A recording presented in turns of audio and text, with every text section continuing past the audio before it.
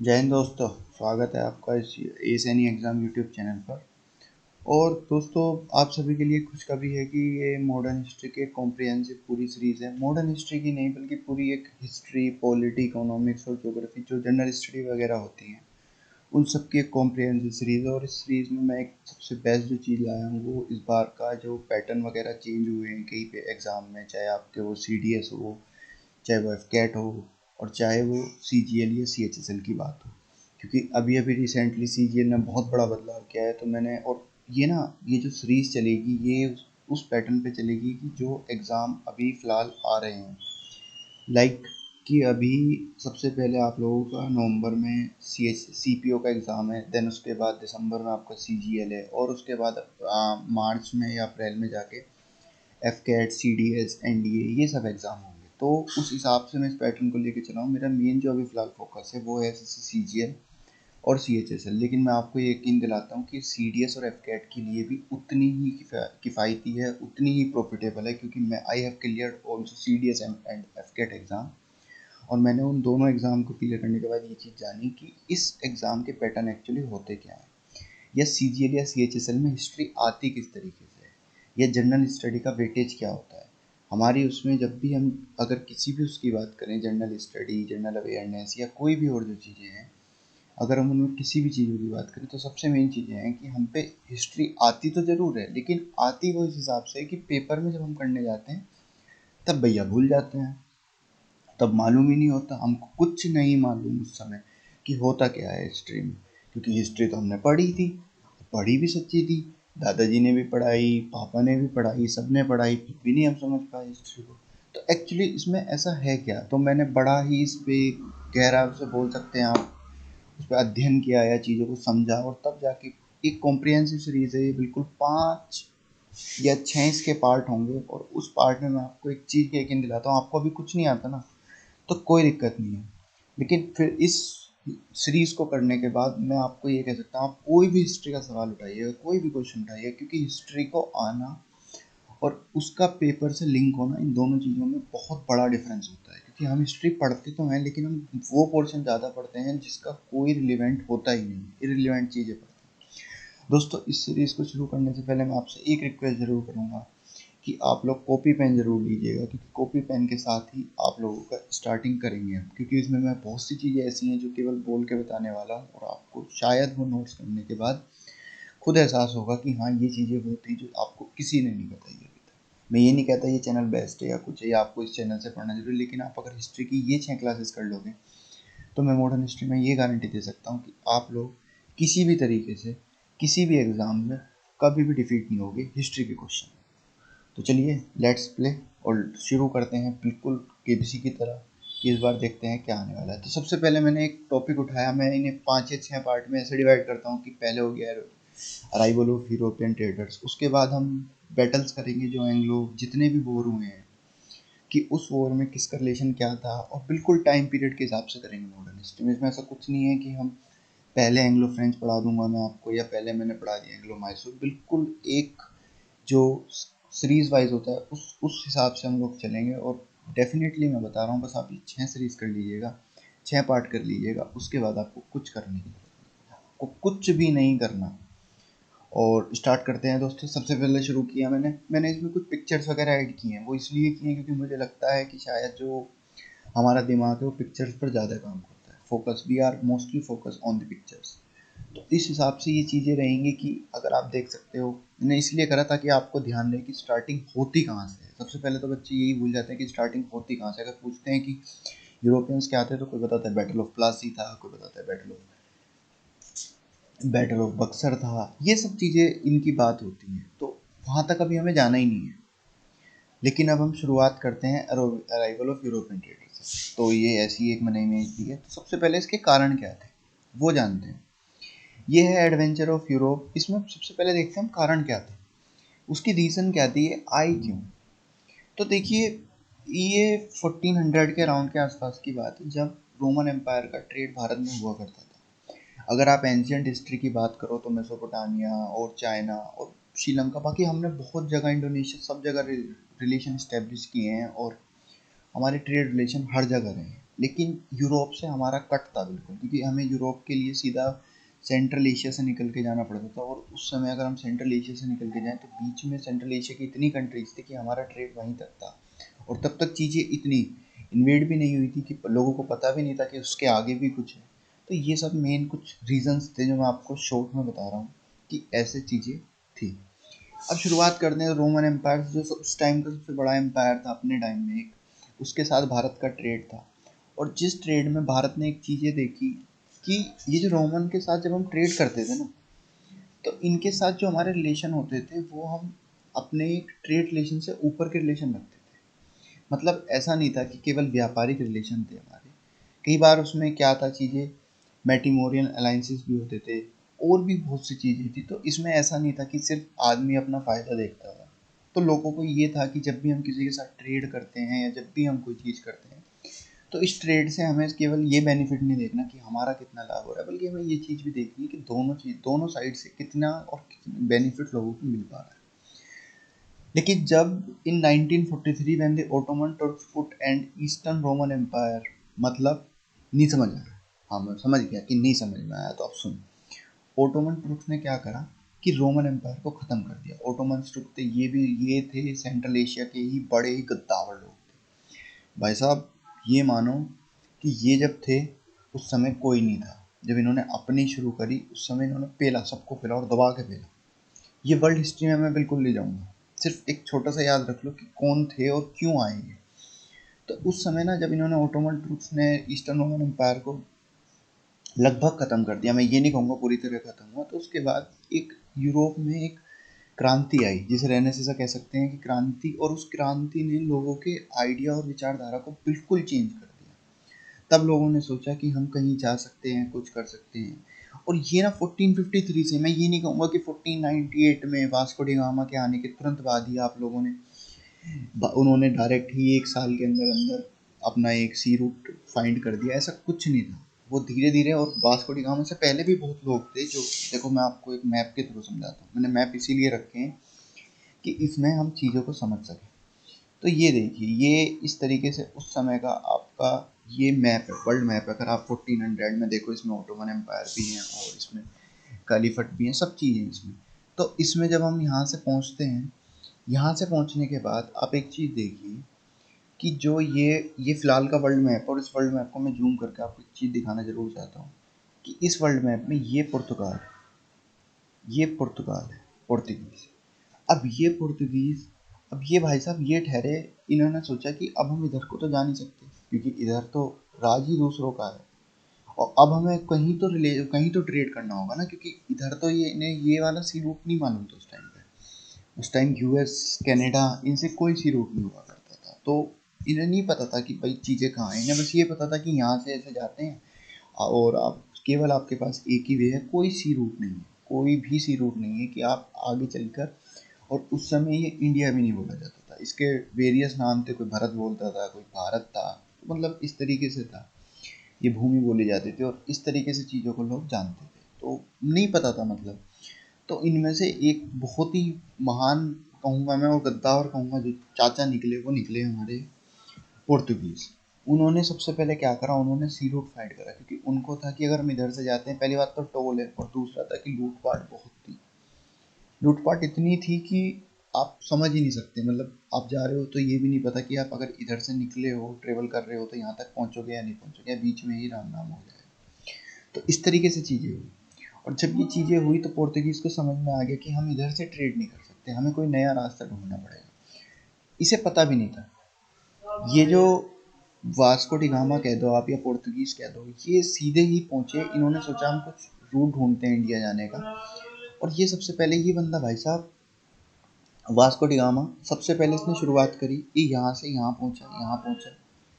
एक बार तो ये ऐसा भी हुआ कि जब ये यहाँ पहुँचने की सोची ना इसने, यहाँ कैप ऑफ गुड होप पे, ये रास्ता भूल गया भाई। ये यहाँ तक पहुँच पाया, कैप ऑफ गुड होप तो पार ही नहीं कर पाया। देखो मैं आपको एक चीज़ बताऊँ, ये वर्ल्ड मैप में क्यों लाया, क्योंकि मुझे पता है पिक्चर से चीज़ें ज़्यादा आसान होती हैं।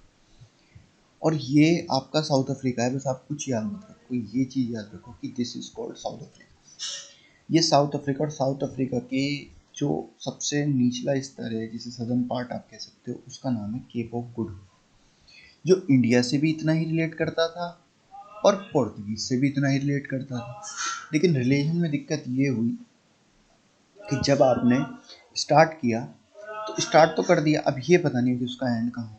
तो जब ये ही नहीं पता कि एंड कहाँ होना है, तो चलते रहे ये भाई साहब, चलते रहे, और एक दिन ये केप ऑफ गुड होप पे पहुंचे। इन्हें लगा कि यहाँ से इंडिया कैसे पहुंचा जाए।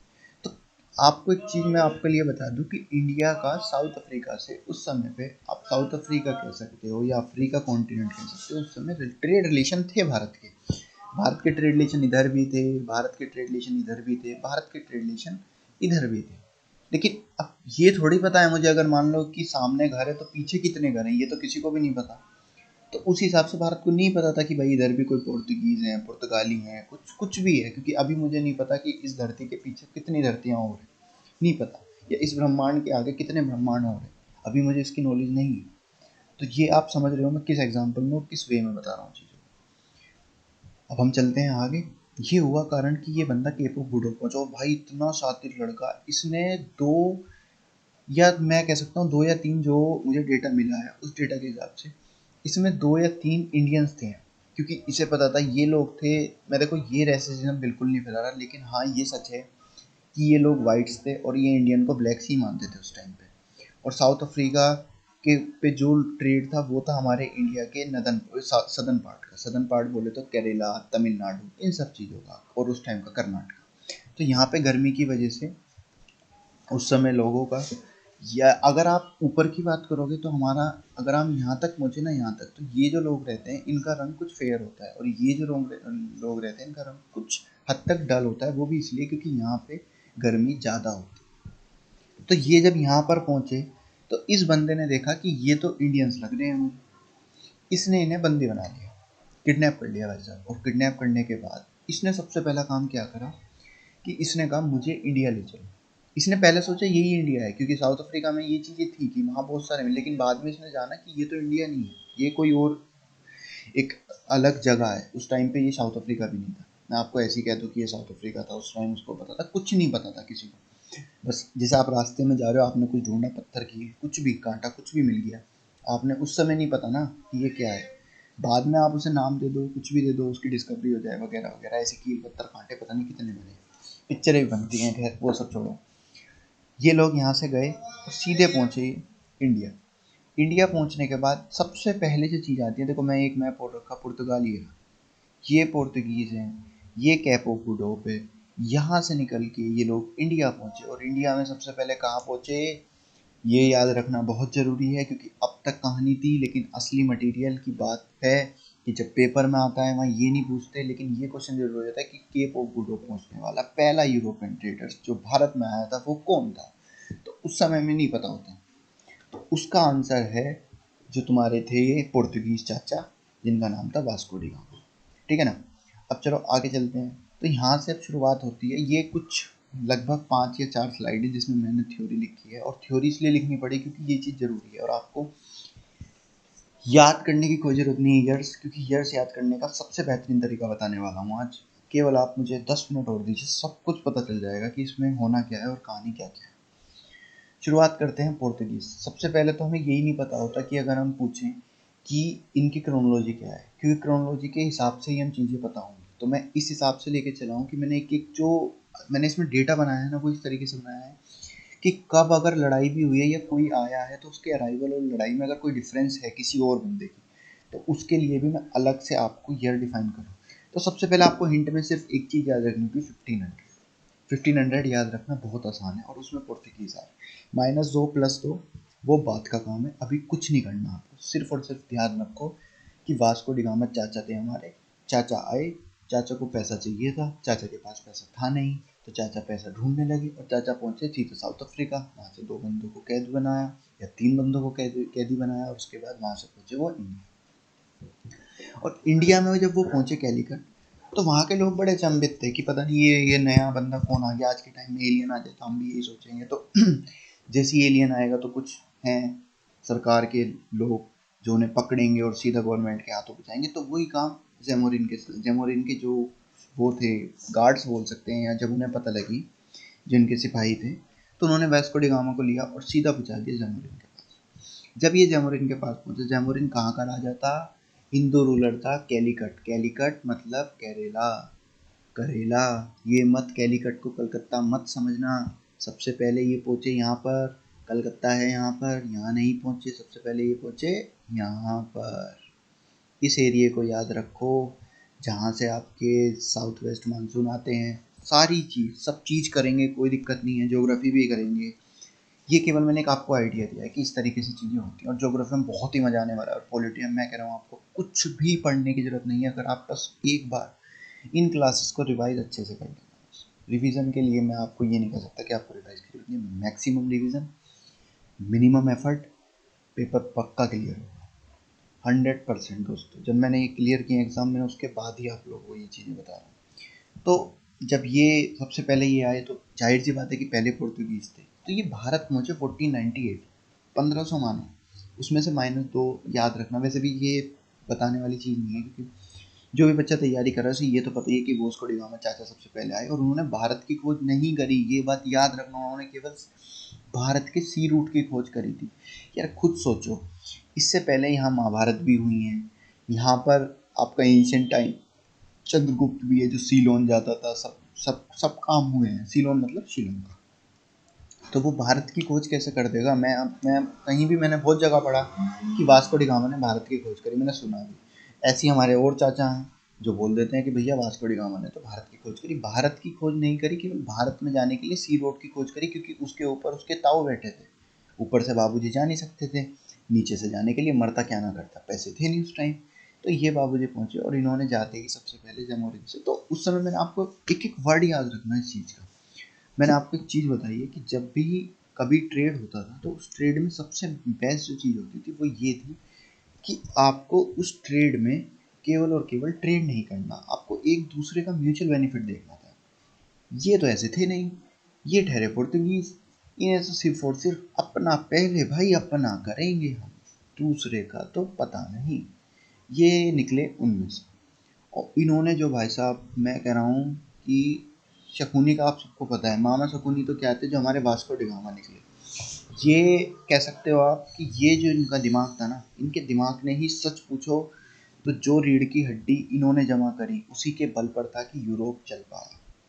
ये हकीकत बात है, क्योंकि मैं आपको आगे सारी चीज़ बताने वाला हूँ कि क्या कहानी थी कि जो यूरोप इतना ज़्यादा बेनिफिट हुआ यूरोप को, और उसमें ब्रिटिशर्स तो बहुत ही आगे चले गए, बहुत मतलब बहुत ही आगे। क्योंकि आज के टाइम में भी अगर आप देखो, तो जो रानी विक्टोरिया हैं, या जो रानी एलिजाबेथ हैं, या जो रानी रही हैं, या जो राजा रहे हैं, उन लोगों की मौज ही मौज थी। क्यों मौज थी? सब चीज़ पता लगेगी, कोई घबराने की बात नहीं है, सिर्फ थोड़ा सा टाइम और दीजिए।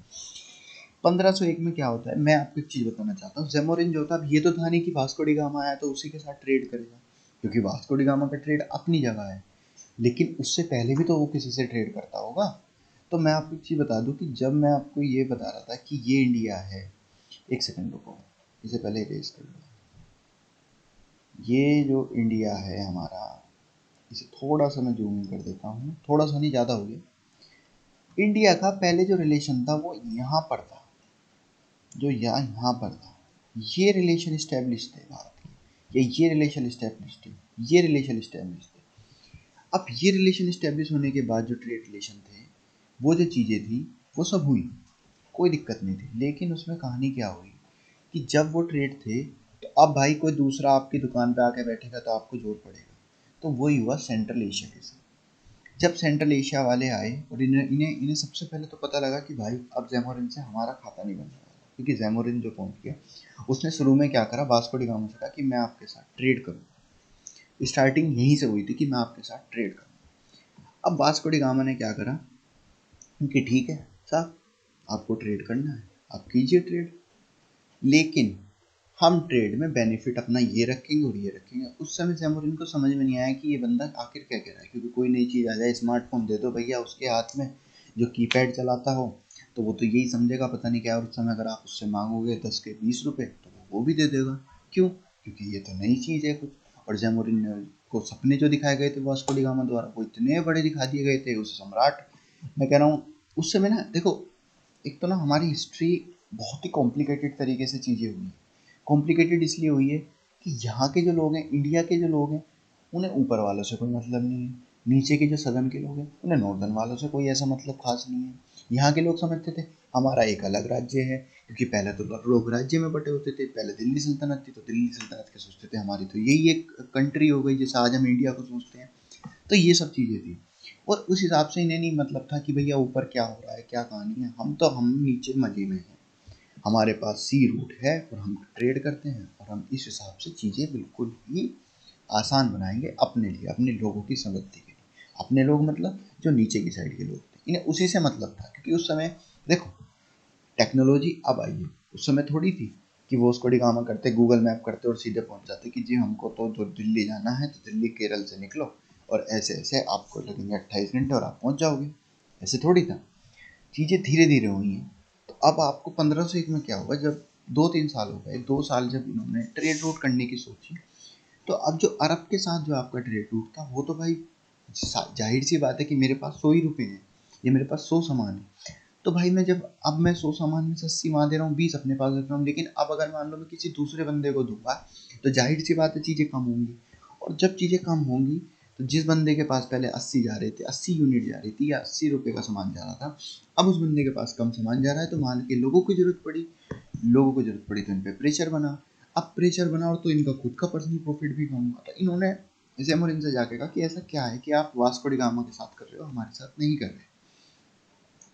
ज़ेमुरिन भाई साहब ने जब नहीं सुनी इनकी। वास्को डी गामा पे ऐसा नहीं है कि अटैक नहीं हुए, वास्को डी गामा पे बहुत अटैक हुए। एक बार तो भाई साहब साउथ अफ्रीका में मरते मरते बचे।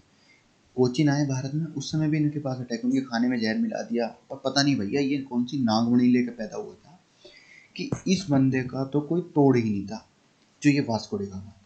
अब इस वास्को डी गामा ने क्या करा, इसकी कहानी छोड़ो, 60 टाइम्स इसने क्या करा, जो इसका वो था, इसने कार्गो उठाया।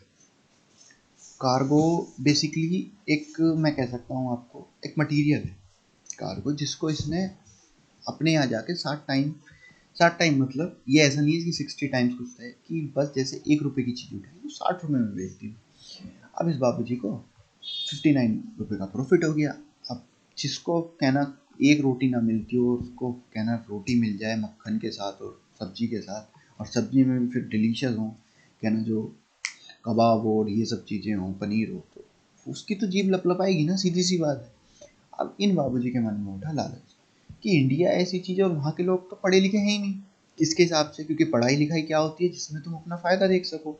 ये यूरोपियंस की सबसे बड़ी सोच थी, और इन्होंने इस सोच के दम पे ही, क्योंकि देखो इंडिया में मोरल वैल्यूज़ और एथिक्स पहले भी थे, आज भी और हमेशा रहेंगे, और जिसके दम पे इंडिया एक अपने आप में ही एक अलग कंट्री है, अलग कल्चर है, बहुत सी चीज़ें अलग हैं इंडिया में जो आपको शायद ही कहीं और मिलेंगी। यूरोप में ऐसा कुछ नहीं है, वहाँ सीधा सीधा है कि आपके केवल काम करना है, अपने प्रॉफिट के लिए करना है, अपनी कंपनी के प्रॉफिट के लिए करना है। वहाँ सिर्फ बचपन से सिखाई जाती है भैया प्रॉफिट प्रॉफिट प्रॉफिट, बात खत्म। वहाँ ऐसा नहीं होता कि जैसे मैं पढ़ा रहा हूँ ना आपको, अगर कोई यूरोपियन आके पढ़ा देता, सीधा बोल देता चाचा 20 रुपये दे दो, चाचा 50 दे दो। एक टाइम बता रहा हूँ, ये भी उस टाइम की बात बता रहा हूँ, आपकी बात नहीं कर रहा, जब ये हिस्ट्री क्रिएट हो रही थी, तो ये सब चीज़ें होती थी। अब आप समझो कि वास्को डी गामा ने क्यों चीज़ें शुरू करी, क्योंकि सबसे पहले तो हमें यही नहीं पता यार चीज़ें शुरू क्यों होती है। ठीक है, अब 1505 में क्या हुआ, जब ये चला गया, इसने, देखो मैं उस चीज़ में नहीं पढ़ना चाह रहा कि इसकी फाइट हुई उसमें ये जीता वगैरह वगैरह, क्योंकि वो चीज़ें अगर मैं आपको पढ़ाऊंगा तो बहुत ही लंबा चैप्टर हो जाएगा, जिसकी मैं करना नहीं चाह रहा। अब ये 1505 में ये बाबू जी, इन्होंने क्या करा, अलमीडिया साहब को, एक नाम याद रख लो, अलमीडिया, ये फर्स्ट पोर्तुगीज गवर्नर थे। इस बात को बकायदा इसे रट लो कि पहले पोर्तुगीज गवर्नर कौन, अलमीडिया साहब। पहले पोर्तुगीज गवर्नर कौन, अलमीडिया साहब। अब 1507 में क्या हुआ, अलमीडिया के आने के बाद, तो जो ये थे ना मामलुक सुल्तान वगैरह, विंस के, इजिप्ट के, मैं बताता रहा हूँ ना आपको, इनके साथ था रिलेशन, उस समय ट्रेड रिलेशन थे इनके। तो जब इनके साथ रिलेशन थे, तो इन्होंने क्या सोचा कि अब तो अलमीडिया आ गया, जिसके पास नागमणि थी वो तो चला गया, तो अब भैया हम इसको तो हरा सकते हैं। इन्होंने सोचा कि एक काम करो, लॉन्च कर दो बैटल, इनके खिलाफ अगेंस्ट बैटल लॉन्च कर दो। तो इन्होंने वही करी, और इस लड़ाई में जो इन्होंने सुल्तान थे, विंस थे, क्योंकि इन्होंने पहले जाके जैमरिन से बात करी, जैमरिन साहब ने मना कर दी, लेकिन अल्मीडिया का गलती ये हो गई इनसे कि जो अल्मीडिया उस टाइम का पोर्तुगीज गवर्नर था, पहला गवर्नर यार, उसका बेटा भी था कि पापा मैं भी चलूंगा, मैं भी भारत को देखूंगा। उसे थोड़ी पता था कि भारत जाके वो कभी वापस ही नहीं आएगा। ये बात दोस्तों आपने अगर आज से पहले पढ़ी हो, जो मैं आपको की पॉइंट बता रहा हूँ कि ये क्वेश्चन आज तक नहीं आया, लेकिन जिस तरीके से पैटर्न चेंज हो रहे हैं, उम्मीद है कि वो की पॉइंट पे जाएंगे और उस की पॉइंट से ज़्यादा वो लोग वो चीज़ पकड़ेंगे जो शायद थोड़ी सी, मैं मानता हूँ कि यूरोपियन अराइवल में मेन है। कि ये सबको पता है अल्मीडिया आया था, ये सबको पता है कि वहाँ पर अल्मीडिया के आने के बाद अल्बुकुनो आया था। तो ये सब चीज़ें ना सबको पता है, लेकिन उसके बीच का तो नहीं पता ना।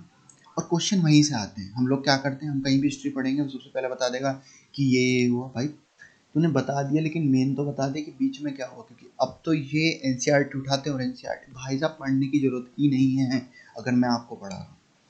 इससे पढ़ो, चीज़ें करो और crack the exam, S any exam. जो इस चैनल का भी एक, सच पूछो तो एक माध्यम है, और मेरा खुद का एक पर्सनल ओपिनियन है कि आप लोग जो भी यहाँ आ रहे हो, आपका टाइम वेस्ट ना हो, और आप प्लीज़ और प्लीज़ एक कॉपी पेन जरूर लेके बैठें और उस पर नोट्स जरूर बनाएं। जो मैं बात बता रहा हूँ, ये मैं बता इसलिए इस तरीके से रहा हूँ ताकि आप लोगों को इंटरेस्ट जनरेट हो, क्योंकि मैं चाहता तो ये सीधा सीधा खत्म कर सकता था कि 1505 और 7 में ये होगा, बात खत्म।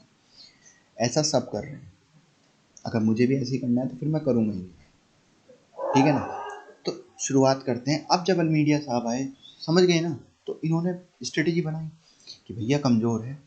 जैसे पाकिस्तान ने सोचा था कि पापा जी कमज़ोर हो गए जिस टाइम आपके, ये क्या नाम है, आपके लाल बहादुर शास्त्री बने थे प्रधानमंत्री, तो बेटा उछला। और जब उसने देखा कि भैया लाल बहादुर शास्त्री तो और ऊपर के आदमी हैं, ये तो छोड़ेंगे नहीं, तब इनको समझ में आई। वही काम अलमीडिया के साथ था, वही चीज़ें थी। अब ये गए, पहुँचे, और पहुँचने के बाद इन्होंने सीधे सीधे क्या करा, सबसे पहला जो काम था इनका, इन्होंने चीज़ें उठाई और उसके बाद लड़ाइयाँ करनी शुरू कर दी। इन्होंने जाके उसमें देखो, उस समय ना पोर्तुगीज का ये बिल्कुल नहीं था कि हम लोग फाइट करने आए हैं। भाई वो व्यापारी थे, और व्यापारी कभी भी, एक बात हमेशा याद रखना कि व्यापारी कभी भी किसी भी हालत में, व्यापारी किसी भी हालत में अपना नुकसान कभी नहीं करता। यही तो सबसे बड़ा ट्रेड है व्यापारी के अंदर। तो इस ट्रेड की वजह से उन्हें नहीं फाइट करनी थी। लेकिन जब अलमीडिया का लड़का उस बैटल में मारा गया, ये हमेशा याद रखना कि 1507 में जो बैटल हुई थी, ये दीव में हुई थी। दमन दीव, नागर हवेली, याद है? हाँ, सबको ऐसे ही याद है। आज भी सब पता लगेगा कि क्यों फाइट हुई और कैसे हुई और कैसे चीज़ें कब जाएगी। ऐसा नहीं है कि उन्होंने एकदम किया। अब भैया मामलुक सुल्तान जो इजिप्ट के थे वो पहुंचे, उन्होंने लड़ाई करी, अलमीडिया का बेटा मार दिया। अब अलमीडिया उसके बाद, भाई अगर किसी का बेटा मर जाए ना, पेल दिया भाई, बिना मतलब पेल दिया। अलमीडिया को पेल देते, चाचा को पेल देते, क्या नाम है उसका, जो शुरू में आया था, डिगामा, डिगामा साहब, पेल देते भाई उनको। उनको तो पेल नहीं पाए, मिला कौन, बच्चा, बच्चे को पेल दिया। अब भैया उसका लड़का मारा गया अलमीडिया का। इस लड़ाई के मरने के तुरंत बाद जो असली बैटल हुई वो 1509 की बैटल, बैटल ऑफ दियो। सब तहस नहस। मैं कह रहा हूँ जो इन्होंने पेला है ना, 1507 में इन्होंने गलती और कर दी मान लो ने। ये सीधे पहुंचे जमोरिन के पास कि देखो साहब, हमने पोर्तुगीज को हरा दिया, या तो हमारे साथ आ जाओ, नहीं अगली बार हो सकता है आप भी हमला हो जाए। इन्होंने कहा भैया हमको हमला नहीं चाहिए, हम आपके साथ आ रहे हैं। उसमें ऑटोमन भी थे, गुजरात सल्तनत के भी लोग थे, विंस के भी थे, ये सब मतलब ना कि चलो भाई हम 5 आज बन जाते हैं, हम 5 पांडवों की तरह आज आज आज सब कर देंगे। सामने बैठे भैया पोर्तुगीज साहब। और ये एक बात याद रखना, सब कुछ करना, किसी का ईगो हर्ट मत करना कभी भी, क्योंकि इस समय ना, मैंने देखो आपको नोट्स बनाने की केवल वो ज़रूरत है जो मैं बोल रहा हूँ। जो चीज़ इसमें गिवन है वो मैंने नोट्स ऐसे बना कर दिए हैं ये, ताकि मैं जब आपको पढ़ाऊँ तो मुझे ये रियलाइज़ हो कि मैं खुद पढ़ रहा हूँ, और मैं खुद ऐसे ही पढ़ता हूँ, मैं आपको सच बताऊँ। And that's why I clear the exam. तो इस चीज़ों से जब हम चीज़ें शुरू करी, तो इन्होंने क्या करा, मामलुक जैमरिन को जो सब एक साथ आ गए। ये मानो, अगर आपको पेपर में ध्यान हो, सबसे पहले याद रखना अब तक कोई बैटल नहीं है। एक सबसे मेन बैटल है 1509 की बैटल ऑफ दी, जो हुई थी पोर्तुगीज के बीच और मामलुक जैमोरिन इनके बीच में, गुजरात सल्तनत वगैरह के बीच में। दीव जब तक नहीं आया भाई इनके पास, इन्होंने क्या करा, पोर्तुगीज ने इतनी बुरी तरह पेला भाई, मतलब ये मानो ऐसा सूता है, ऐसा सूता है कि इस सूतने के बाद इनका नहीं पता भाई। मामलुक अपने चले गए, जैमोरिन अपना चुप बैठ गया बिल्कुल कि अब भैया, अब आप पोर्तुगीज उस समय भी ये नहीं चाहते थे कि इन्हें ना क्या नाम है यहाँ फाइट करनी है। यार कोई भी दूसरी कंट्री में जाकर सीधी फाइट क्यों करेगा, वो तो पहले शांति से चाहेगा कि उसका ट्रेड बसे। इन्हें आए हुए 8-9 साल हुए, तो ये फाइट करने आए थे वो। लेकिन इनके पास जो नेवी थी ना उस टाइम की, मैं कह रहा हूँ जब पोर्तुगीज स्टार्टिंग में आए अभी, अब हाँ देखो, अब कुछ बच्चे होंगे जो सबसे पहले सोचेंगे सर अब ब्रिटिशर्स को भूल गए। भैया ब्रिटिशर्स तो अभी लगभग 100 साल बाद आएंगे, तो अभी ब्रिटिशर्स की बात ही क्यों करनी। अभी तो हम सोच रहे हैं कि इस समय पे जो देखो, हिस्ट्री को ऐसे पढ़ो कि जैसे तुम वहीं पे बैठे हो। ये सोचो कि यार इस समय तो पोर्तुगीज सबसे ज़्यादा पावरफुल है, क्योंकि मैं बात कर रहा हूँ, आई एम टॉकिंग अबाउट 1509। तो 1509 में नहीं था कोई, 1509 में सिर्फ पोर्तुगीज थे। पोर्तुगीज ने इंस्टॉल कर दी। उसके बाद जब इन्होंने जो पहला, उसके बाद पोर्तुगीज ने कहा कि हम इंस्टॉल कर रहे हैं blue water policy in Indian ocean. ये क्वेश्चन आ जाता है कि कब हुई है। इस लाइन को भूल मत जाना मेरे भैया, बस इसी को मत भूल जाना। लड़ाई भूल जाना ये वाली, ये मत भूल जाना कि सबसे पहले कौन था। क्योंकि ब्लू वाटर पॉलिसी के नाम पर बच्चे ब्रिटिशर्स लगाते हैं। East India company, east India company सब, भाई साहब कोई पोर्तुगीज का नाम क्यों, क्योंकि पोर्तुगीज तो पागल नहीं भाई। इन्होंने जो राज किया है वो तो ये तो ऐसे ही थे, ऐसे ही आए हैं ऐसे ही चले जाएंगे। जिसने कहना सी रूट ढूंढ दिया वो पागल थोड़ी होगा। अब जब इस लड़ाई को होने के बाद ये बंदा चला गया, इसका मन वैसे भी नहीं था, केवल इसे बदला लेना था, और इसीलिए इन्होंने ब्लू वाटर पॉलिसी कर दी। कि ब्लू वाटर पॉलिसी बेसिकली क्या थी, इन्होंने एक रीजन लिया, जैसे आज के टाइम में आप मान सकते हो अरेबियन सी या इंडियन ओशियन। तो उस रीजन में इन्होंने क्या करा, अपनी एक स्थायी रूप से कर दिया, अपने आप को स्थापित कर दिया कि जिसे हम चाहेंगे वो ट्रेड करेगा, उससे अलग कोई ट्रेड नहीं करेगा। अब भैया 1510 में अल्बरिनो आए जो सेकंड गवर्नर है भारत के। और एक चीज याद रखना, मैं आने वाले टाइम में लास्ट में आके एमसीक्यू भी कराऊंगा, टॉप 10 एमसीक्यू, जो कि उस एमसीक्यू से आपको इतना आइडिया हो जाएगा कि चीज़ें करनी कैसे। मैं खुद कराऊंगा आपको वो एमसीक्यू, लेकिन उसके लिए एक एक वर्ड ध्यान से सुनना, क्यों कह रहा हूँ मैं ये आप आगे समझ जाएंगे। 1510 में जैसे ही कैप्चर्ड हुआ गोवा, इन्होंने सबसे पहले क्या करा, ये आए इन्होंने गोवा कैप्चर करा 1510 में। की पॉइंट क्या याद रखना है कि गोवा कैप्चर हुआ 1510 में, ऐसे नोट बनाओ। मैं आपको ये स्लाइड प्रोवाइड करा दूंगा, लेकिन उसकी टेंशन मत लो, मेरे टेलीग्राम चैनल पे जाओ, ए सैनी एग्ज़ाम पे आपको वहाँ पीडीएफ मिल जाएगी, कोई दिक्कत नहीं है इसकी। अब जब इन्होंने वहाँ पे गोवा कैप्चर कर लिया, और उसके बाद देखो मैंने एक चीज़ लिखी है हमेशा, ये टाइम पीरियड, सब सोचते हैं कि ये टाइम पीरियड क्यों, क्योंकि भाई यही वो टाइम पीरियड था जब इंडिया ने गोवा को कैप्चर किया था, रिकैप्चर किया था।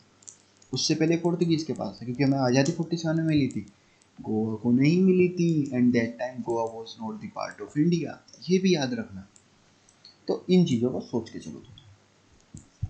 अब केवल इसमें एक पॉइंट अब आपको और याद रखना है, ये क्या दूँ कि 1529 में क्या हुआ भाई। 1500 में जाओ, 1500 और 1510 के बीच में क्या हुआ, दो दो कांड सबसे बड़े हुए हैं। अगर मैं आपको, मैं खुल के रिवाइज करा दूंगा, अगर मैं आपको इस पूरे इसका सार बताऊं कि 1500 में 1498 में आपके ये आए वास्को डी गामा साहब। वास्को डी गामा के आने के बाद इन्होंने स्टार्टिंग में 1501 में क्या करा, इनकी बैटल वगैरह हुई। वास्को डी गामा ने भी लड़ाई लड़ी है, एक लड़ाई लड़ी है जो अरब वगैरह के साथ थी। और उसके बाद ये लोग, ये वास्को डी गामा अपने यहाँ वापस चले गए। और उसके बाद भी वास्को डी गामा आया है और वास्को डी गामा की डेथ हुई है। ये इसका जवाब मैं आपको थोड़ी देर बाद दूँ, क्योंकि इसका कुछ रीज़न है, वो मैं आपको वीडियो के लास्ट तक आपको समझ में आ जाएगा कि भैया क्यों ऐसा कर रहे हो। देखो मैं किसी का सर नहीं हूँ, सर मुझे बोलना भी नहीं। आपके लिए अगर बोलना ही चाहते हो तो भैया बोल लो, या नाम भी ले सकते हो, मुझे कोई दिक्कत नहीं है, ठीक है ना। तो इसके बाद क्या हुआ, नीनो डी कोनान जब आपके गवर्नर बने 1529 में। अब मेन पॉइंट पे आते हैं, इन्हें अपॉइंट करा गया। तो इन्होंने बस इन्होंने एक ही काम करा कि इन्होंने कोचिन थी ना जो, उसे गोवा में शिफ्ट कर दिया। जो कैपिटल हमारी इनकी कोचिन, उसे इन्होंने गोवा में शिफ्ट करा, बस ये याद रखना। 1537 में इन्होंने क्या करा, यार एक तो ना इंडिया में भी थोड़े नहीं हुए, इंडिया में भी सबने सोचा कि इन्हें भगाओ, ये भगा नहीं पाए। ये बात कहना गलत है कि इन्होंने आके इंडिया पे शासन करा। इंडिया पे शासन इन्होंने ऐसे ही नहीं किया, इन्हें भी जद्दोजहद करनी पड़ी और तब जाके चीज़ें हुई। ऐसा नहीं है कि गए और बस सीधा कि ऐसा नहीं होता। 1537 में जो सुल्तान बहादुर शाह थे, इन्होंने नेगोशिएट किया। तो इन्होंने कहा भाई साहब दीव छोड़ दो आप। तो उन्होंने कहा जी कैसी बात कर रहे हो साहब, हम दीव भी छोड़ें। ये तो हमारी बहादुर शाह की जगह ये क्वेश्चन आ जाएगा किसी भी एग्ज़ाम की तैयारी के लिए कह रहा हूँ।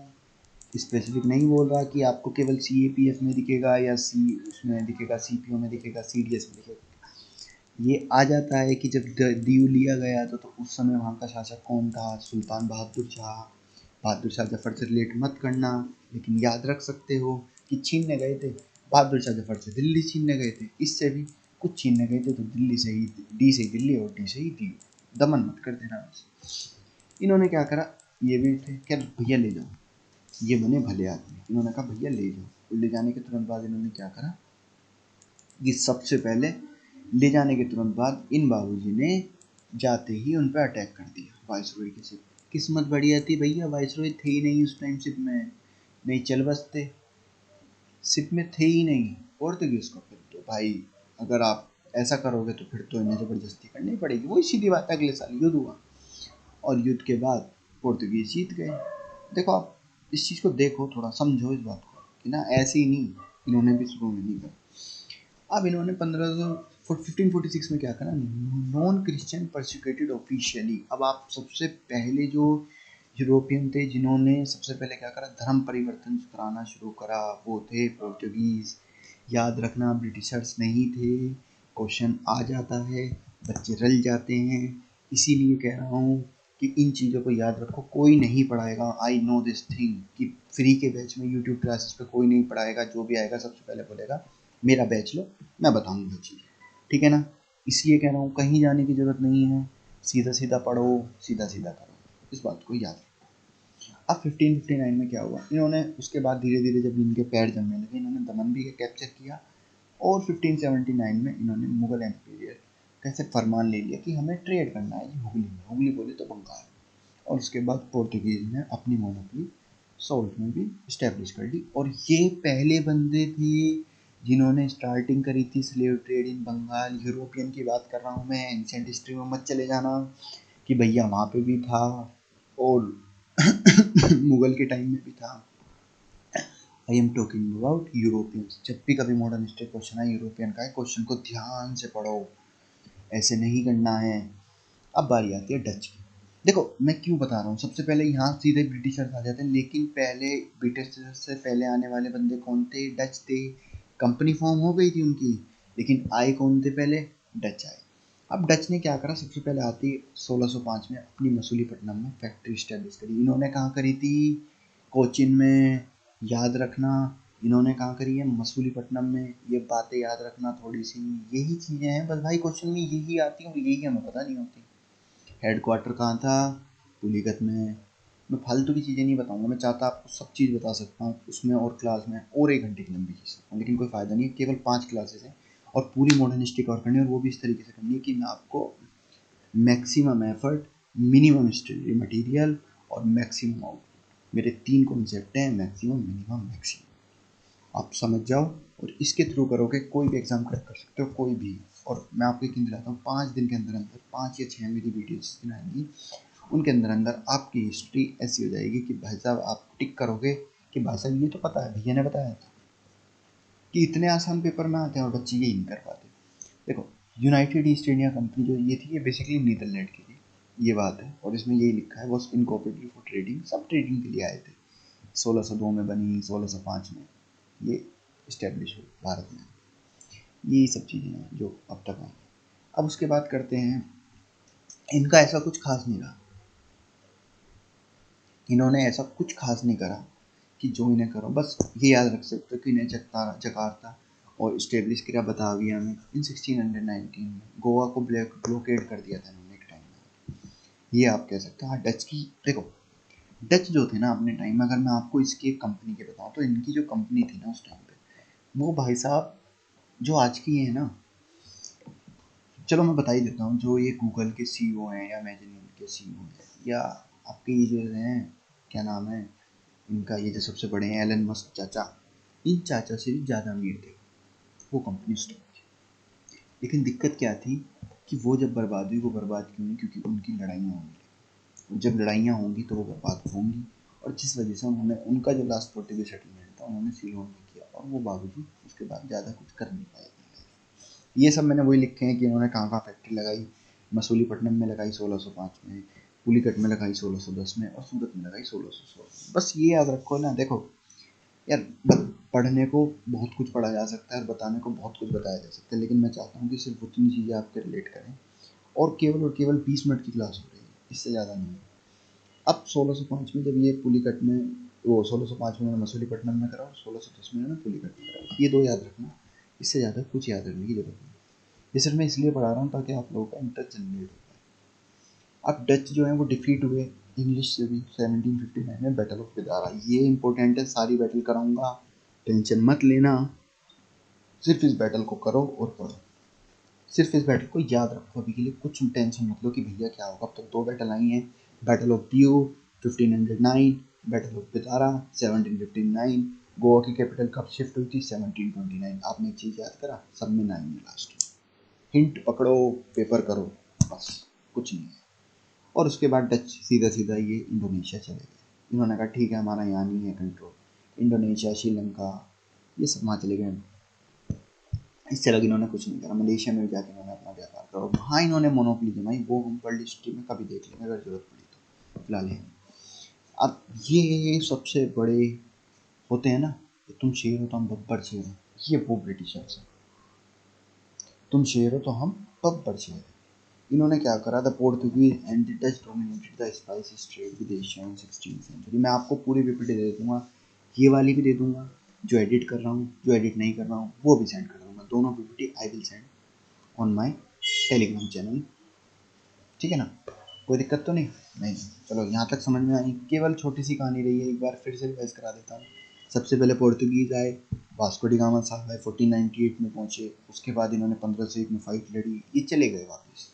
जाने के बाद 1505 में अल्मीडिया साहब आए। अल्मीडिया के जो पहले गवर्नर थे, जिसके बाद उन्होंने, अरब वालों ने क्या सोचा कि हम लोग ने इजिप्ट में कि हम चलो लड़ाई इनके साथ शुरू करते, तो उन्होंने अल्मीडिया के लड़के को मारा।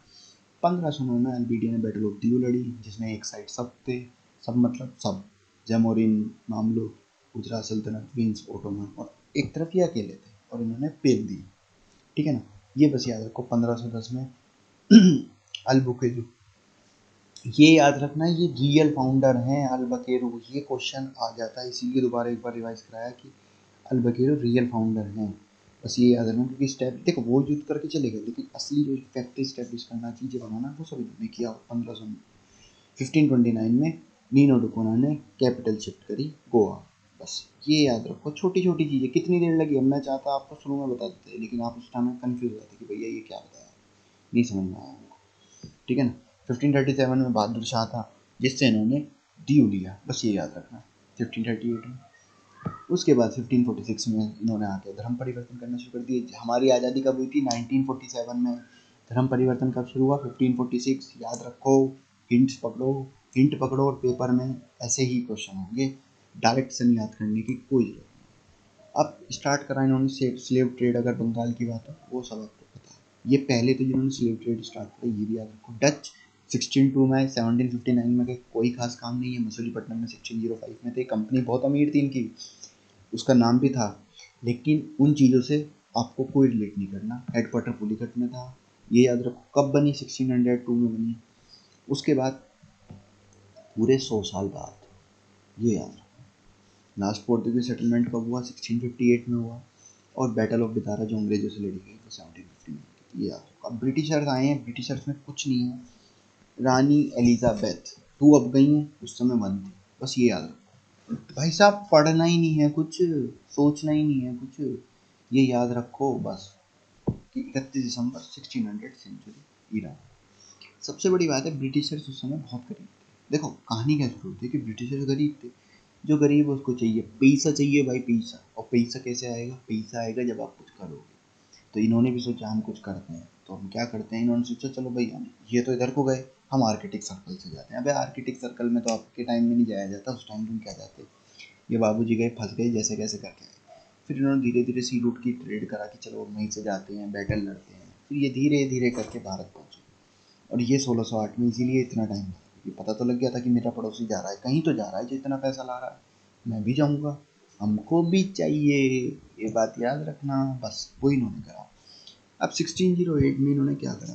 पहला इनका फैक्ट्री लगाई इन्होंने। 16 अटेम्प्ट था, मतलब फैक्ट्री लग नहीं पाई। इन्होंने एक छोटा सा ऐसी उसे कहते हैं ना, एक छोटा सा वेयर हाउस बना लिया, वो सब थी उस समय बना लिया गया था। ये क्वेश्चन नहीं आता, सिर्फ आपको बता रहा हूँ, इसलिए बता रहा हूँ ताकि चीज़ें रिलेट कर पाए। रिलेट करना सीखो, काम खत्म, काम खत्म। बिल्कुल मैं 100% कह रहा हूँ, कोई दिक्कत नहीं है, पेपर क्लियर हो जाएगा आराम से। सिर्फ इन्हें पढ़ लेना, कुछ पढ़ने की जरूरत नहीं है यार हिस्ट्री में, छोड़ो छोड़ो, सब चीज़ बता रहा हूँ। जहांगीर वो इंसान था, सल्तनत का, मुगल सल्तनत उस समय आ चुकी थी, सब बताऊंगा, जिसने कैप्टन विलियम्स होकिन को परमिट किया था कि जाओ आप इस्टेब्लिश करो सूरत में फैक्ट्री। और 1613 में ये फैक्ट्री इस्टेब्लिश हुई कैप्टन विलियम हॉकिंस द्वारा। 1615 में क्या हुआ, सर थॉमस रॉय आए, उन्होंने कहा साहब हमको थोड़ा सा और, मतलब सूरत तो आपने दिया ही है, हम आपको साहब इतना पैसा देंगे साहब, काम इनको साहब प्लीज़ साहब काम चाहिए साहब, अपन बहुत गरीब है साहब, ये वाला इनका रूल था। और इन्होंने जैसे ये करा, मुगल बादशाह भैया जहांगीर साहब को उस समय थोड़े से रंगीन मिजाज के हुआ करते थे कि चलो ठीक है जाओ तुम लगा लो फैक्ट्री। हाँ औरंगजेब होता तो इन्हें पिला देता, औरंगजेब होता भाई साहब जाते ही नहीं है उसके पास, औरंगजेब के पास जाके दिखाओ तुम, हम जब बताएं, गए हैं बाद में, लेकिन जब औरंगजेब ही क्या करे कि भैया जब हमारे दादाजी कर गए, हाँ ये दादाजी थे औरंगजेब के। तो 1615 में कुछ नहीं हुआ, सर थॉमस रॉय आए, उन्होंने कहा साहब हमको फैक्ट्री लगानी है और भी जगह, कि चलो लगा लो। अब इन्हें ना आदत है, देखो इन्हें आदत है, मैं फैक्ट्री आपको बताऊंगा मछलीपट्टनम में भी थी, बहुत जगह थी, उसकी कोई दिक्कत नहीं है। तो इन्हें आदत है कि अब भैया यहाँ तो मिल गया। अब ये जो क्वेश्चन है ना भाई, ये यूपीएससी का फेवरेट है और इस बार एसएससी का भी फेवरेट है। मुझे जहाँ तक लग रहा है ये क्वेश्चन जरूर आएगा, या किसी भी शिफ्ट में आएगी। गोल्डन फरमान किससे मिला अंग्रेजों को, ये अगर मैं हिंदी में बताऊं तो ये है, और मैं अगर बताऊं कि गोल्डन फरमान किसने जारी किया तो sultan of Golconda, sultan of Golconda 3 बार दोहरा, सुल्तान ऑफ गोलकुंडा याद हो जाएगा। केवल कितने में, हम आपको 500 सिक्के देंगे, हमें फ्री ट्रेड, हमको साफ ट्रेड करनी है। इन्होंने कहा जी कर दो। गोलकुंडा से ट्रेड करने के बाद इन्होंने सोचा, अब इनके पाँव पड़ गए, इन्होंने कहा भैया ये तो थोड़े से पैसे दे रहे हैं, हम ये काम कर रहे हैं, हम पे तो वैसे ही, और यहाँ तो भारत की, देखो इन्होंने ना भारत की जड़ को पकड़ा कि भारत में एक्चुअली कमाई हो कैसे सकती, जो उस समय के लोगों को नहीं पता थी। तो इन्होंने उस तरीके से चीज़ें करी, और जब इन्होंने ये चीज़ें करी तो इन्होंने पाया कि भाई साहब इससे बेस्ट कुछ नहीं हो सकता। जब भी तो हम सोने की चिड़िया ऐसी थोड़ी थी, अरे सोने की चिड़िया इसलिए थोड़ी थी कि सोना ज़्यादा था, हमारी धरती में ही सोना है। जो फसल हम आज भी करते हैं, अगर आप लोग ध्यान रखोगे तो उस फसल से पाओगे कि वो किसी भी कंट्री से ज़्यादा पर हेक्टेयर या पर एकड़ जो उसकी ग्रोथ है वो बहुत ज़्यादा होती है, और हमारे पास तो इतनी वैरायटी भी नहीं है, एडवांस वैरायटी भी नहीं है, फिर भी होती है। ये था कि हाँ भारत सोने की चिड़िया है, इसका असली मतलब समझो। मैं पूछता हूँ सोने की चिड़िया के भैया बहुत सोना था, कितना सोना था भैया, बहुत था, बहुत कितना था, 1 किलो था, 2 किलो था, 2 कुंटल था, 200 कुंटल था, कितना था तो भैया बस सोना था, ये पता है हमको कितना था, जे मालूम नहीं, सोना था, सोने की चिड़िया थी। और मैंने कि वो सोना उठा के ले गए, हाँ सोना उठा के ले गए, सोना ले गए, लेकिन भैया सोना की वजह से वो सोने की चिड़िया नहीं थी, यहाँ की ज़मीन में ही सोना था, जिसकी मिट्टी में सोना है। असली सोना वो है जो ऊपर से सोना पहनता है, वो असली सोने वाला नहीं है, बस याद रखना। खैर छोड़ो, ज़्यादा हो गया। 1638 में फैक्ट्री स्टेब्लिश करी इन्होंने हुगली में, बंगाल में। ये क्वेश्चन आ जाता है कि सबसे पहले बंगाल में जो हुगली में फैक्ट्री स्टेब्लिश थी वो कब हुई, 1638। यार 9 का हिंट पकड़ के चलो ना, मैं तुम्हें पहले भी कह रहा हूँ, मोस्ट प्रोबेबली 9 होता है। इसमें एक केस है जिसमें 8 है, इसे याद रखना, क्योंकि ये आप याद रखना 7 सिस्टर होती, 8वीं आप इसे मान लो कि भैया उधर से आए थे इसलिए 8 है। हिंट की बात है भाई, कैसे भी याद कर सकते हो। फिर Francis about Madras from the raja of Chandri in 1639। फिर इन्होंने धीरे धीरे शुरुआत करी और सेंट फैक्ट्री लगाई इन्होंने, जिसे इन्होंने कहा सेंट फोर्ट सेंट जॉर्ज।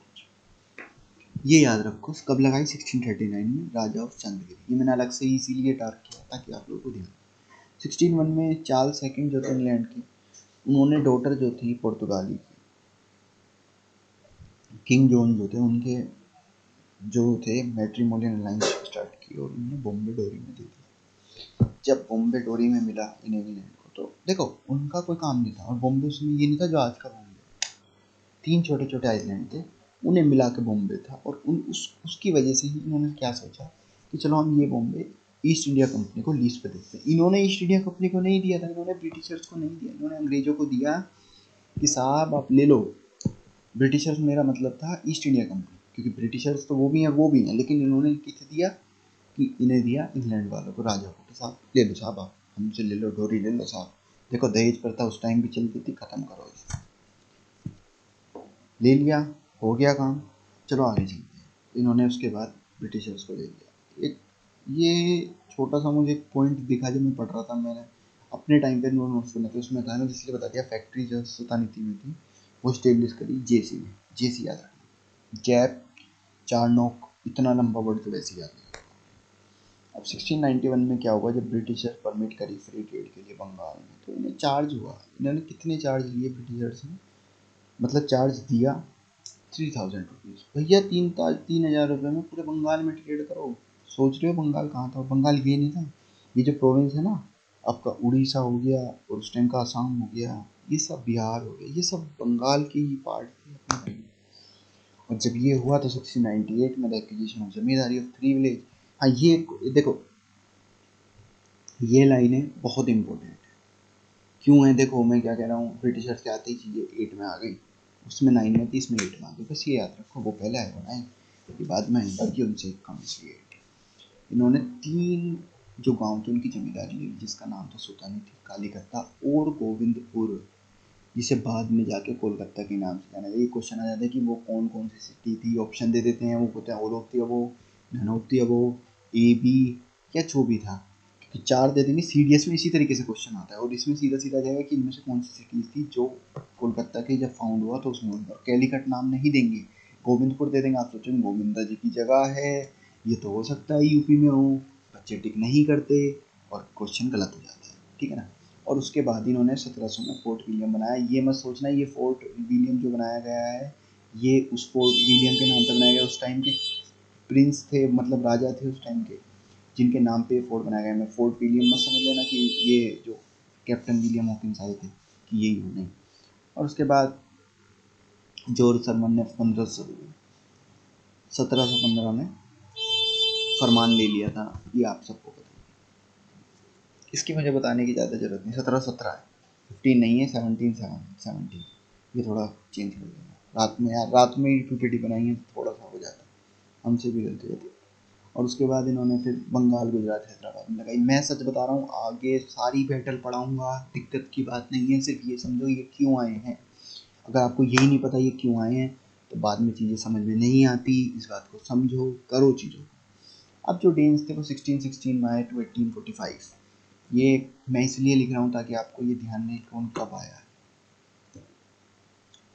ये ईस्ट इंडिया कंपनी, इसमें कुछ याद नहीं रखना, एक छोटी सी चीज़ थी, मैंने इसीलिए एक बस इतना याद रखो किस उसमें और कौन से किंग थे और कहाँ पे ये आए हैं, ट्रंकन बार में, ये याद रखो।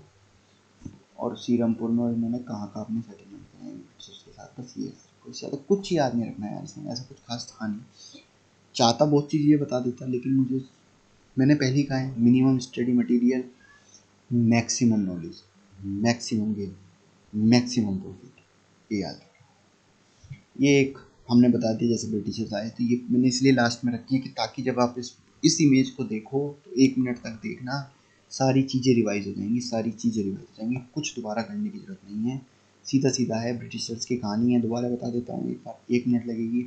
1600 में बने, क्वीन एलिजाबेथ ने बनाया, जो हमारी क्वीन अभी गई है वो सेकंड थी, उस फर्स्ट थी जिन्होंने बनाया था, ऐसे याद रखना। क्वीन विक्टोरिया नहीं थी, क्वेश्चन आ सकता है और आ भी जाता है, जिसे वो ईस्ट इंडिया कंपनी के नाम से जाना गया।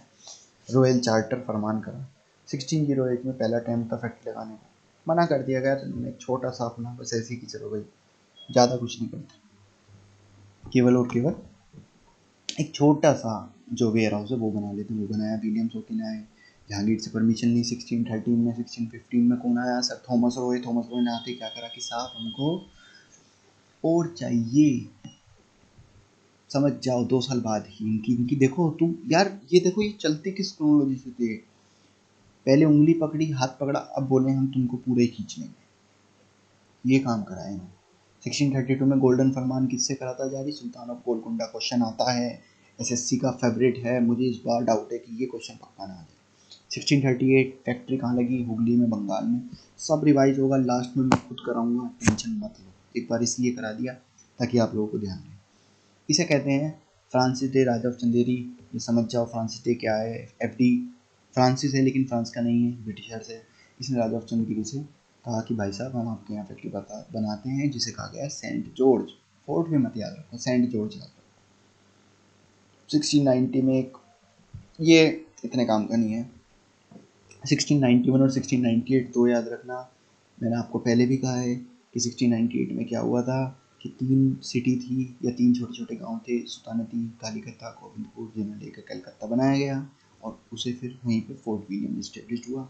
1691 में ब्रिटिशर्स ने कहा साहब हमको पूरे बंगाल में फ्री ट्रेड चाहिए। उसने कहा 3000 रुपये लाओ, ट्रेड ले जाओ। तो साहब हम ला देंगे। और वो कैसे ला रहे थे रुपये, राजा को ये नहीं पता था क्योंकि इंडिया बहुत बड़ा था और ऑल ओवर इंडिया कोई एक राजा नहीं था कभी भी। बहुत कम टाइम के लिए बहुत कम राजा रहे हैं, जो मैं सारी डिटेल आपको आगे बताऊंगा। डेन्स की बहुत छोटी चीज़ थी। 1616 में अंडर किंग क्रिश्चियन फोर्ट ट्रंकाबार में स्टेब्लिश्ड हुए और उसके बाद श्रीरामपुर, ये ट्रंकाबार है तमिलनाडु में, वो लिखा है भाई, मैं टेंशन मत लो, ये मत सोचो ये कहाँ था। TT तमिलनाडु, बात खत्म। SBI स्टेट बैंक, SB से याद रखो, श्रीरामपुर बंगाल में सोल्ड कर दिया सेंटलमेंट। वैसे भी ये जब आप ज्योग्राफी पढ़ोगे सब आपके ध्यान आ जाएंगे। अब बात करते हैं फ्रेंच की। ये लास्ट है और उसके बाद कुछ नहीं, बस 5 ही मिनट की क्लास हो रहा है, बस 5 मिनट हो। जब आपने इतना टाइम दिया 5 मिनट और दीजिए, पूरी क्लास खत्म है। और आप इस क्लास के बाद मैं MCQ कराऊंगा, आप खुद सोचिएगा कि उन MCQ में आपको एक भी ऐसा नहीं होगा जो ना आता हो और आप कहोगे भैया ये तो प्रीवियस ईयर के हैं और हमको आते हैं। क्यों आते हैं? क्योंकि हमने क्लास करी है। तो जब नाम ही एस रखा है तो हर चीज़ को एस करेंगे, आप टेंशन मत लो। आप लोगों का सर नहीं हूँ भैया, सोचना भाई, सोचना अपना कि भाई के साथ बैठे हैं, भाई पढ़ा रहा है, बात करें। अब मैं पढ़ा भी नहीं रहा हूँ यार, मैं आपके साथ सिर्फ चीज़ें डिस्कस कर रहा हूँ, ये समझो। फ्रेंच थे जो सबसे आखिरी में आए हैं, क्योंकि I am not a teacher and I don't want to be a teacher. ये बात हमेशा याद रखना, मुझे टीचर बनने का शौक नहीं है। सिर्फ लोगों के साथ इसलिए अटैचमेंट है क्योंकि यार मैं खुद जान चुका हूँ इस चीज़ को कि जब वो एग्ज़ाम में जाते हूँ, मैं बहुत जगह पढ़ा हूँ, मैंने खूब चीज़ें पढ़ के देखी, तब पता लगा यार ये तो वो पढ़ा रहे हैं जो आता ही नहीं एग्ज़ाम में। अब बाद में कह देते हैं देखो अगर कुछ भी रिलेटेड है, ये देखो ये मेरा एग्ज़ाम में आया था। बहुत से चैनल है, मैं नाम नहीं लूँगा, लेकिन याद रखो किसी को बताने की ज़रूरत नहीं है कि चैनल में क्या आया क्या नहीं आया। जिन्हें पता है वो खुद ही फाइंड कर लेंगे, जिन्हें नहीं पता वो कैसे भी नहीं कर पाएंगे। तो इन चीज़ों को समझो। अब जो फ्रेंच थे वो सबसे लास्ट आए भारत में, और इन्हीं के साथ असली जो राइवलरी थी ब्रिटिशर्स की, वो इन्हीं के साथ शुरू हुई है, ये बात याद रखना। तो इसलिए इनके कुछ पॉइंट है, बस इतने ही पॉइंट हैं इनके, क्योंकि उसके बाद मैं आपको जो एंग्लो फ्रेंच वॉर और जितने भी वॉर हुए हैं वो सब मैं अगली कहानी में बताऊंगा, अगली चीज़ों में बताऊंगा। कोई दिक्कत नहीं, नेक्स्ट पार्ट आने वाला है, 5 या 6 पार्ट होंगे सीरीज के और पूरी मॉडर्न हिस्ट्री खत्म। ऐसे खत्म, कहीं कोर्स लेने की जरूरत नहीं है, कुछ करने की जरूरत नहीं है, आप इसे पढ़िए, पेपर क्रैक कीजिए, बस आपका पेपर क्रैक हुआ, मेरे लिए यही मेरी फीस है, बात खत्म। Last to came in India. और आपको अगर प्लीज़, मैं कहता हूँ, मैं कभी कहता नहीं चीज़ें, लेकिन अगर आपको सच में लग रहा है कि मैं अच्छा पढ़ा रहा हूँ या कोई और इम्प्रूवमेंट कर सकता हूँ, आप प्लीज़ कमेंट में दीजिएगा, क्योंकि मैं आपका भाई हूँ। और दूसरी चीज़, अगर आप चाहें तो इसे शेयर कर सकते हो, लाइक ज़रूर कीजिएगा अगर आपको पसंद आ रहा है या मज़ा आ रहा है, प्लीज़, ये मेरी रिक्वेस्ट है। Last to came in India, the French East India Company was form by Colbert. याद रखना ये नाम मैंने इसीलिए रखा है कि कब हुई और किसने करवाई, क्योंकि इससे ही चीज़ें बनती हैं। अब उसके बाद कहानी क्या होती है कि जो पहली फ्रेंच फैक्ट्री थी वो इस्टेब्लिश हुई सूरत में, ये याद रखना, 1668 में। ये बात याद रखना। अरे भैया कर सकते जा तो हम इसे भी कर देंगे, कोई दिक्कत नहीं है। अब फैक्ट्री इन्होंने लगाई मसूलीपट्टनम में, कब लगाई, नेक्स्ट लगाई, याद रखने की जरूरत नहीं है, सिर्फ ये याद रखो सूरत में इनकी फैक्ट्री लगी थी। अब उसके बाद देखो आ गया प्रीवियस ईयर क्वेश्चन, मैंने कहा था ना सिर्फ 5 मिनट का। फ्रेंच ईस्ट इंडिया कंपनी, देखो इसकी दिक्कत क्या थी कि ईस्ट इंडिया कंपनी थी, देखो समझो, एक गणित समझो, यूरोप है, उसके 2 बेटे हैं, एक फ्रेंच है एक इंग्लैंड है या ब्रिटिशर्स है। अब ब्रिटिशर जो है वो थोड़ा सा अड़ियल दिमाग का है, उसे केवल अपनी करनी अपनी सुननी।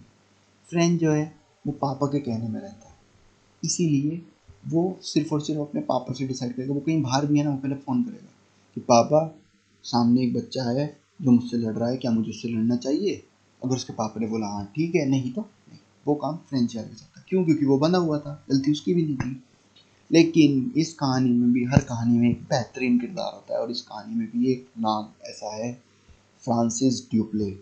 भाई साहब जो इस बंदे ने गलती हो गया, ये फ्रेंच का है, पौंडीचेरी गलती से लिखा गया, मैंने अब ध्यान कराया पीपीटी हैंडमेड है, ये फ्रेंच है, मैं अभी से सही कर देता हूँ, ये फ्रेंच है, अभी बता रहा हूँ मैं आपको, जो गलती हुई है वो हुई है, कोई नहीं, ठीक है ना।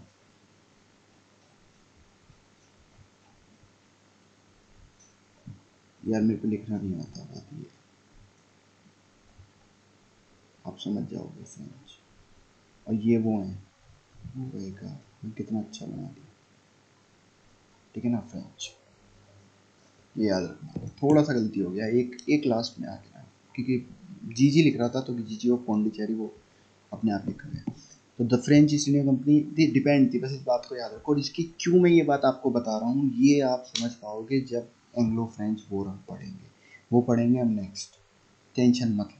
मैं जब मेन पीपीटी करूँगा सेंड, उसमें ये पौंडीचेरी बदल के इसमें फ्रेंच कर दूंगा, टेंशन मत लो। जो आपके पास स्लाइड आएगी वो आएगी, जो क्लास कर रहे हैं उन्हें पता ही है, जो क्लास नहीं कर रहे उनके लिए मैं बता रहा हूँ। ये बेनिफिट है कि मैं आपको ये जो अपनी फ्रेश पीपीटी दूंगा मैं उसमें चेंज कर दूंगा। अब फ्रैंकोस मार्टिन ने क्रिएट करा, पौंडीचेरी किसने क्रिएट करा, ये बात याद रखना। क्यों पौंडीचेरी इनका हेडक्वार्टर था, ये भी याद रखना। क्यों क्यों क्यों, ये भाई साहब एफएम थे, ये याद रखना। एफएम ने क्या कर दिया, पौंडीचेरी क्रिएट कर दिया। ऐसे नाम याद रखो ना यार, ऐसे नहीं आता वहाँ, ये नहीं आएगा। आप ये मत कहना कि भैया एफएम नाम के दो आएंगे, नहीं आएंगे, आप मुझे दिखा देना, आ जाए तो बता देना, बस सीधी सी बात है। इसमें हम क्या कर रहे हैं, हम कुछ नहीं कर सकते, देखो सीधी बात। अब 1714 में एक गवर्नर आता है जिसका नाम था ड्यूप्ले। इसकी क्या कहानी है, ये एक सीरीज चली है पूरी, तो नेक्स्ट सीरीज में आपको पता लग जाएगी कि मैंने क्यों इस ड्यूप्ले के नाम पे जोड़ दिया 1714 में। कुछ याद नहीं रखना, फ्रेंच के लिए भी कम था थोड़ा सा, मैंने आपको रिवाइज पूरा करा दिया है। पहले ब्रिटिशर्स कराए, वो पहले पौंडीचेरी वाले कराए। पौंडीचेरी वाले कौन थे, सीधे सीधे नाम बताओ, पुर्तगाली, पुर्तगाली थे, है ना। हाँ मुझे पता था, बहुत जल्दी कहेंगे क्योंकि भैया पीपी है, पौंडीचेरी वाले फ्रेंच थे, इसीलिए मैंने कहा। थोड़ा ध्यान रखो इस चीज़ का। सबसे पहले पोर्तुगीज आए, फिर डच आए, फिर ब्रिटिशर्स आए, बीच में डेनिश भी आए, फिर फ्रेंच आए। डेनिश का कोई इतना नहीं है, ठीक है ना, इनका कोई इतना नहीं है, इसलिए मैं आपको बता रहा हूँ। अब प्रीवियस ईयर क्वेश्चन देखो यार, अब ये क्वेश्चन है, who led the foundation of Portuguese power in India. चलो मैं आपको हर क्वेश्चन के लिए 5 से 10 सेकंड देता हूँ, करो इन क्वेश्चनों को करो। और लास्ट के जो 2 क्वेश्चन होंगे मैं चाहता हूँ उनका आंसर आप कमेंट में दें, क्योंकि मैं इनका आंसर जरूर आपको बता के जाऊँगा, मैं छोड़ूंगा ही नहीं यार बात के लिए, ठीक है ना। चलो अब तक आपने गैस कर लिया होगा, तो इसमें रियल आंसर है क्या, वास्को डी गामा लगता है। अगर let the foundation of Portuguese power, जहाँ पावर आ जाए समझ जाओ कि रियल फाउंडर पूछ रहे हैं, और रियल फाउंडर कौन था, ये चाचा तो चले गए थे, ये चाचा भी चले गए, इनके भाई बचे अल्बुकेरू। ऐसे याद रखना है बस, जहाँ तुमने क्वेश्चन पढ़ा, क्वेश्चन पढ़ने में गलती नहीं पढ़नी। The countries of Europe which encourage sailor to discover new region. ध्यान करो ध्यान करो ध्यान करो, सबसे पहले मैंने किसका नाम बताया, सबसे ज़्यादा इनकरेज किसने करा है, सोचो सोचो सोचो। इसका नाम है क्या क्या क्या क्या क्या, पुर्तगीज, ब्रिटिश नहीं, स्पेन और ब्रिटिश, बहुत, ठीक है ना, यही थे। ऊपर स्लाइड में देखना लिख रखा है। Which Portuguese governor defeated Arab and Egyptian at Daman and Diu Island of India? जल्दी जल्दी जल्दी जल्दी से बताओ कौन थे। Which Portuguese governor defeated Arabs? किसने अरब्स को हराया था, जल्दी जल्दी जल्दी जल्दी बताओ। समझ गए, जिसका बेटा मारा गया था। In which year the Dutch East India Company established in India? कब इस्टेब्लिश हुई, जल्दी जल्दी जल्दी। और यार यार यार, ये देखो, ये सी और बी दोनों हो गए, इसमें तुम लोगों के लिए प्लस का 1 मार्क्स है, ठीक है ना, ये दोनों के लिए, ठीक है ना, बात करें। ये स्टेब्लिश पूछ रहे हैं,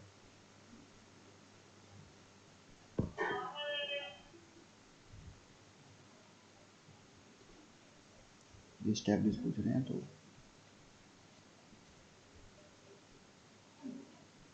हेडक्वार्टर कहाँ था डच का, बताया था बताया था बताया था, भूल गए। कुछ याद मत रखो, ये याद रखो, अलग से लिखा था मैंने हेडक्वार्टर कहाँ है, इसीलिए लिखा था कि यही क्वेश्चन आते हैं यार, और आप यही नहीं कर पाते। कैप्टन हॉकिंस किसके टाइम में गए थे परमिशन मांगने कि साहब हमको चाहिए? कैप्टन कौन थे? हॉकिंस का नाम क्या था? William Hawkins. किसके टाइम पे गए थे? शाहजहां। शाहजहां भी नहीं लिखा, शाहजहां लिखा है। अब इसे मत कर देना, इसीलिए लिखा मैंने क्योंकि शाहजहां और जहांगीर में तुम लोग कंफ्यूज हो जाते हो। कुछ आसान रखने के लिए मैंने जानबूझ के नाम चेंज किया। स्पेलिंग जैसी कुछ बच्चे अभी भी ये करेंगे। मुझे पता है कि शाहजहां है सर, जहांगीर है भाई, अकबर का बेटा। सर थॉमस रॉय कब आए थे जहांगीर के कोर्ट में? और आपको चीज़ें बताऊँ, देखो ये जितने भी क्वेश्चन हैं, जितने भी हैं, अगर मैंने एक बार भी ये बताया हो, देखो कैप्टन विलियम हॉकिंस किसके टाइम में आए? जहांगीर के टाइम में आए। या आप पुलिकट है, मैंने सब बताए हैं। रियल फाउंडर कौन है?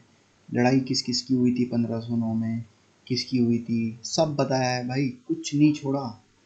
आप भी मत छोड़ो, बस ये बात याद रखो। सर थॉमस रॉय कब आए? कब आए कब आए कब आए कब आए? 1615 में, ठीक है ना। Which of the following give the permission English to build factory? किसने दी किसने दी किसने दी किसने दी किसने दी? कहाँ का सुल्तान था वो? बीजापुर का। हाँ बीजापुर का शिवाजी महाराज। याद आया? कुछ नहीं आया? कोई नहीं, सब आ जाएगा जब पढ़ाऊंगा। गोलकुंडा सुल्तान। अब यार ये दो क्वेश्चन है, मैं जानबूझ के चाहता हूँ कि आप who was the founder of French East India company in India, और आपको इस पर थोड़ा सोचना पड़ेगा, है ना, सोचना पड़ेगा। तो सोचो, क्योंकि मैं इसका, देखो ये लास्ट के दो क्वेश्चन है, ये मैं आपको अपनी तरफ से कह रहा हूँ कि प्लीज़ इसको कीजिएगा। और इन क्वेश्चनों के बाद लास्ट में आपके पास अब कुछ नहीं है, बस ये दो क्वेश्चन है, उनके जवाब प्लीज़ कमेंट में जरूर दीजिएगा अगर आपको ये पसंद आया। और ये लास्ट में keep watching and please do like the session and hope your days that आपका पूरा दिन शुभ जाए, है ना। Okay, thank you so much guys.